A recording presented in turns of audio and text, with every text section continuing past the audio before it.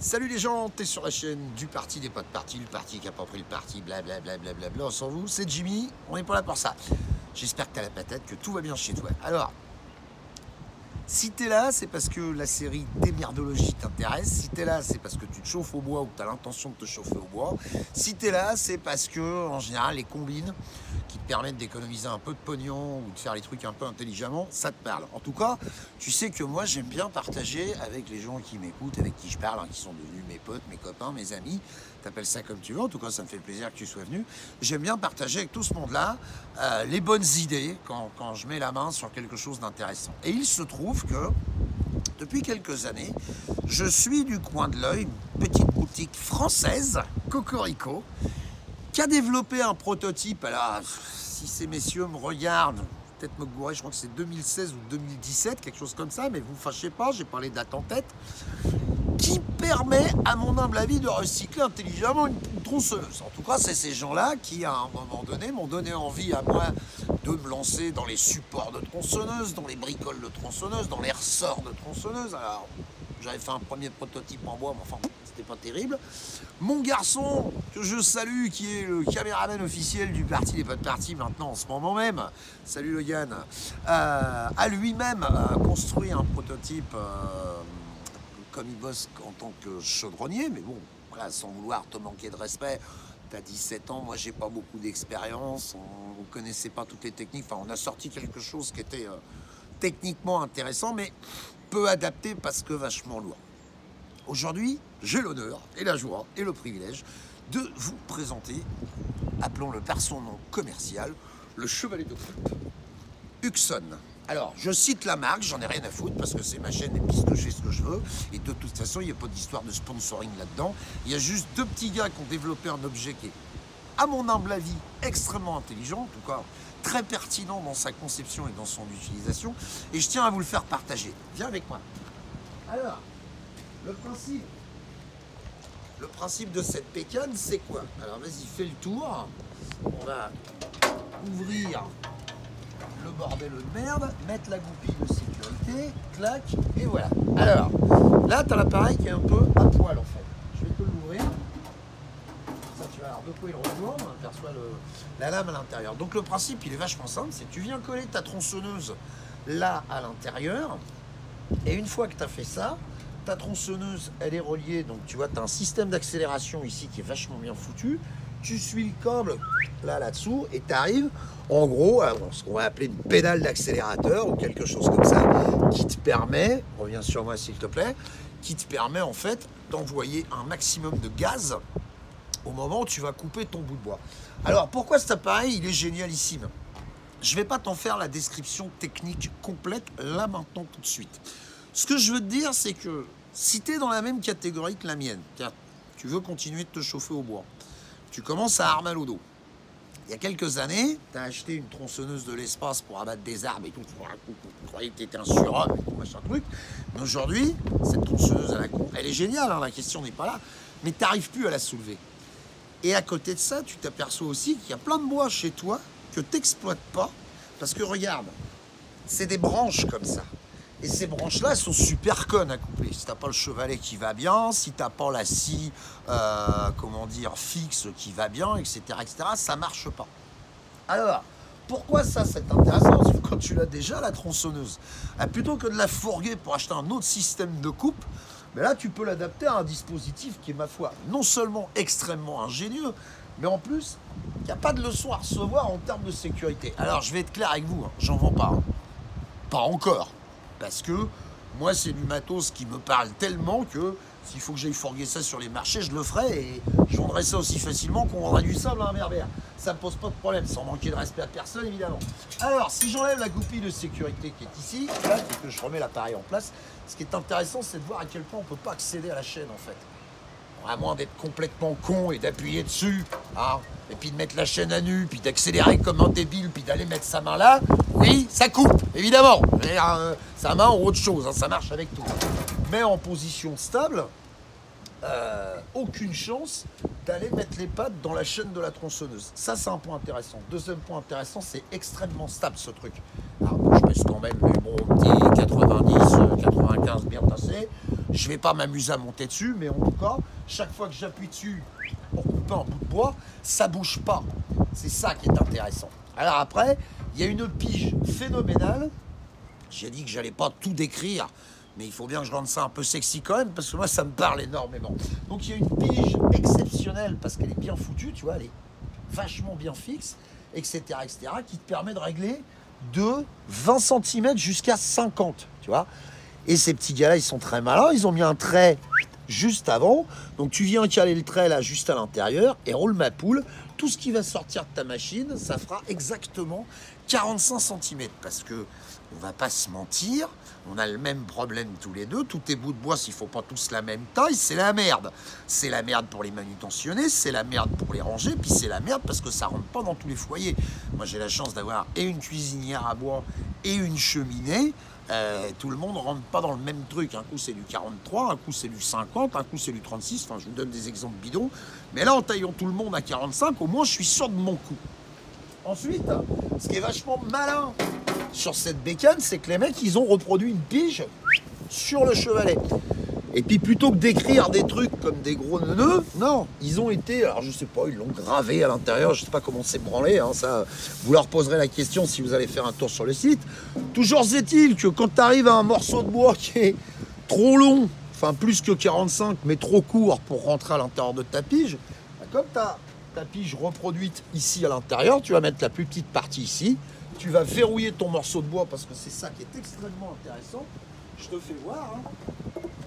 Je vais prendre un bout de bois n'importe lequel. Je ne vais pas la démarrer parce que ça fait un pain du diable. Mais regarde, tu colles ton morceau de bois et là, il est sécurisé ton bout de bois. Tu vois, c'est cette pièce-là qui est super importante. Parce que nous, on n'avait pas sur les appareils qu'on avait conçus, mon fils. Mais nous, on n'est pas des professionnels, on est des bricolos. Croyez-moi, c'est des pointures qu'on réfléchit à ce truc-là. Ce qui fait que pour couper mon morceau de bois, eh ben, je vais avoir un geste qui n'est pas du tout conventionnel. Là où j'ai l'habitude de tenir ma tronçonneuse, de la soulever, de l'incliner, etc. Elle ne bouge pas, ma machine. C'est le morceau de bois qui descend, tu vois. Je vais pousser dessus, comme ceci, et ça va venir affleurer la chaîne de la tronçonneuse. Et en plus de ça, non seulement c'est extrêmement sécurisant, ça va me donner un contrôle quasi absolu sur la force que je vais exercer sur la tronçonneuse. Je vais faire des économies de carburant parce que je ne vais pas accélérer comme un con à donf tout le temps. Je vais accélérer que quand c'est nécessaire. Et puis alors le top du top, tiens mon fils, si tu veux bien te mettre là deux profils, je vais retirer le morceau de bois pour que ça fonctionne. Mais évidemment, il faut s'imaginer qu'il y a un morceau de bois à l'intérieur, soyez pas con. Ce qui est extraordinaire, c'est le mouvement pour couper. C'est celui-ci. C'est-à-dire je pousse vers l'avant. Regarde mon dos. Regarde comme il est droit. Regarde comme il bouge pas, regarde comme j'ai aucune difficulté à faire ça. Alors ils ont été malins, ils ont été foutre. Regarde, ils ont été foutre un putain de ressort. Mon vieux là au milieu du chevalet qui est extrêmement bien tenu, tu vois, c'est des fixations. Alors c'est clé à laine d'un côté, boulon captif de l'autre. On peut éventuellement apprécier la qualité des soudures au passage, tu vois. Hein. C'est pas Joe Clodo qui a soudé ça. Hein. Je ne veux pas te dire que c'est roulé sous les aisselles, mais en tout cas, le type qui a fabriqué ce truc-là, il l'a fabriqué aussi bien que s'il l'a fabriqué pour lui. En tout cas, c'est le bilan que j'en ai. Alors, que te dire d'autre? C'est extrêmement mobile. Tu as la poignée qui va bien ici, à l'avant. Et tu as les roulettes qui vont bien là-bas, à l'arrière. Ça veut dire que dès que tu veux le déplacer, tu n'as qu'à choper la poignée, tu soulèves et tu tires. Alors, je ne vais pas te raconter de conneries non plus. Ma tronçonneuse, elle pèse 12 et quelques kilos, je crois. Plus le poids de l'appareil, tu fais pas Paris-New York en tirant sur la poignée. Hein. Faut pas être con non plus. Mais quand tu as besoin de te déplacer de quelques mètres dans ton jardin, enfin tu te démerdes, sois pas con. Mais c'est facile à utiliser. Voilà. Combien ça coûte? Vous irez voir sur le site. En tout cas, je trouve que ça vaut largement le prix que ça coûte. Je vous dis, est-ce que j'en vends? Non, j'ai pas de partenariat commercial avec cette boutique. Ça m'intéresse parce que à aujourd'hui, je suis convaincu que ce type d'appareil n'est pas proposé au grand public parce que le grand public ne connaît pas son existence. C'est la seule raison, à mon avis, parce que je ne vois pas de raison majeure que d'avoir une critique par rapport à ce type de matos. Alors évidemment, s'il vous faut acheter et l'appareil, et la tronçonneuse de l'espace, et le tracteur, et le lève-plaque, et le machin, et le patin, le couffin, pas intéressant. À mon humble avis, c'est un dispositif qui est super intéressant quand tu as déjà la tronçonneuse, quand tu as déjà du bois qui traîne partout chez toi et que tu sais plus quoi en foutre. sais plus quoi en foutre parce que tu n'iras pas couper des morceaux de bois comme ça qui sont au sol avec ta tronçonneuse de 12 kilos. Tu n'iras pas les ramasser un par un pour les caler à chaque fois sur un chevalet, etc. etc. Ça te permet d'avoir un débit du diable. Et la finalité de tout ça, si tu veux bien filmer la casemate, mon fils, ben tu vois, c'est ça. C'est que c'est extrêmement rapide que de recycler rapidement, que d'utiliser rapidement tout le potentiel que tu as chez toi en termes de bois. Alors, c'est nomade, hein, je te l'ai dit, ça n'a pas besoin d'énergie particulière, il y a un peu de maintenance à faire, bah, bon, tu resserres deux, trois boulons de temps en temps, et encore, moi j'ai fait une tournée de serrage tout à l'heure, je m'en suis déjà servi pas mal de fois, dans ce domaine-là ça bouge pas. Alors tu vas me dire, mais c'est casse-couille, quand il faut que je mette du carburant dans ma tronçonneuse, comment c'est-il qu'il faut que je fais? Eh bien écoute, en fonction de ce que tu me mets dans les commentaires, si tu as envie d'en savoir plus, je peux éventuellement te faire une revue technique un peu plus poussée de cet appareil. Je peux le garder encore un petit peu, hein. Les deux petits gars de chez Huxon, ils ont été très sympas, donc pas de problème, hein. Et puis bah, si le machin t'inspire, à ce moment-là, je te ferai la démo complète pour te prouver que tu n'as pas besoin de démonter ta tronçonneuse et c'est pas une usine à gaz que de remettre du carburant et que de remettre de l'huile. Voilà ce que j'avais envie de partager avec toi aujourd'hui. J'ai pas envie de me prendre la tête sur l'actualité, ça me casse les couilles, hein. J'ai regagné mes pénates et puis de toute façon, pour l'instant, j'ai pas envie de mettre le nez là-dedans. Il fait un temps de merde, on est en Normandie, alors il faut encore qu'on continue à se chauffer. Et je trouve que c'est une façon plutôt sympa que de continuer d'exploiter du bois que tu n'utiliserais pas forcément en temps normal parce qu'il est peu pratique à manipuler, peu pratique à conditionner et surtout peu pratique à calibrer. Là, aucun problème, tout passe au travers de ce truc. Allez, je te file deux petites infos techniques quand même. Ta tronçonneuse, le lamier peut aller de 35 jusqu'à 55 cm. Hein. Celle-là, c'est une 55, c'est le maximum. Hein. C'est peut-être même un peu trop puissant pour en faire cette utilisation. Hein. Si tu as une tronçonneuse qui a, je dis, entre 35 et 40 de lamier, tu es le roi du pétrole parce que de toute façon, l'appareil ne met à nu qu'une partie de la chaîne. Et c'est cette partie qui permet de couper le bois à taille que tu as sélectionné. Alors, autre avantage énorme, tu n'es pas prête de l'affûter celle-là. Parce que forcément, à couper que des bouts de bois, que du branchage dans une position comme celle-ci, tu vas quand même pas être assez con pour aller mettre un bout de barbelé, un bout de fil de fer, un bout de je ne sais pas quoi. En plus de ça, je te l'ai dit, tu peux faire le plein sans démonter la tronçonneuse. Et ça va même plus loin que ça. Quand tu auras besoin de l'affûter dans très très longtemps, eh ben, tu pourras l'affûter directement sur l'appareil. Tu n'as même pas besoin de la démonter, alors qu'il ne passera pas ton affûteuse électrique. Hein, le bordel là où tu plies le truc. Non, ça ne marche pas. En revanche, l'affûteuse à main, mon vieux, ça marche directement dessus. Voilà. Donc, deux infos techniques, je t'ai dit. La tronçonneuse que tu mets là-dedans, elle fait de 35 à 55 cm au niveau du lamier. Elle est thermique, électrique, sur batterie, peu importe. Les trois fonctionnent, les trois rentrent, ça marche à tous les coups. Et au niveau des diamètres de coupe, ça va jusqu'à 23 cm. Alors regarde, je vais être sympa avec toi, parce que tu es là en train de mesurer sur ton bureau, tu dis putain ça fait quoi 23 cm? Et ben regarde, ça fait ça 23 cm. Tu vois. Donc par rapport à des morceaux de bois comme ceci, regarde, 23 cm, ça passe tous les jours. 23 cm, ici, c'est la même. Tiens, bonjour Pépette, t'es venu couper du bois? 23 cm, tu vois. Ici, c'est pareil. T'as vu, c'est le rendu compte, ça fait à peine 10 cm. Et tous ces morceaux-là, ils sont super cool à exploiter d'habitude.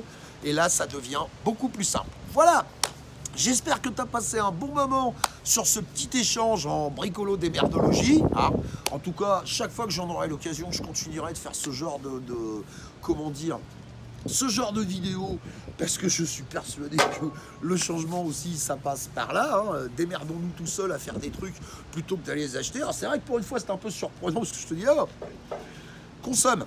Ouais, ça tu peux le consommer, ça, parce que bon, l'autonomie 100% gratos, oui, moi je veux bien. Le Cro-Magnon avec l'âge sous le bras, les peaux de bête et aller à la chasse pour bouffer, c'est super. Mais à un moment donné, il y a quand même un minimum. Et là, si tu veux, je sais pas, moi, plutôt que d'aller donner de l'oseille à, encore une fois, des grosses machines industrielles qui vendent pas forcément du matos exceptionnel, je trouve que sur ce coup-là, bah, on s'est fait chier à concevoir quelque chose. C'est travaillé, c'est bien fini. Est-ce que ça peut encore s'optimiser, s'améliorer?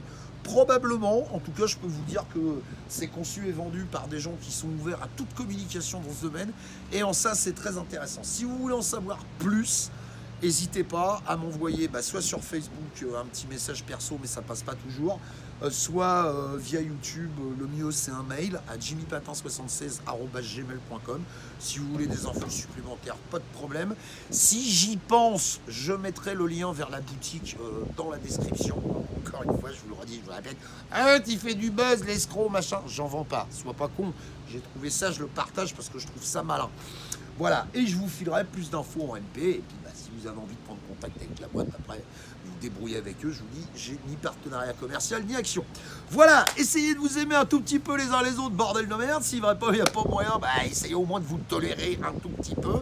Si toi, il y en a envie de te chauffer au bois, puis que ce soit pas trop la merde, ça, c'est génial pour le faire. Merci à tous les gens qui soutiennent la chaîne, que ce soit par le PayPal ou par les goodies, c'est très sympa de votre part, c'est aussi grâce à vous que je peux continuer à faire ce genre de vidéos et à transmettre ce genre d'informations. Je vous embrasse très très fort, je vous dis à bientôt, au plaisir. Salut!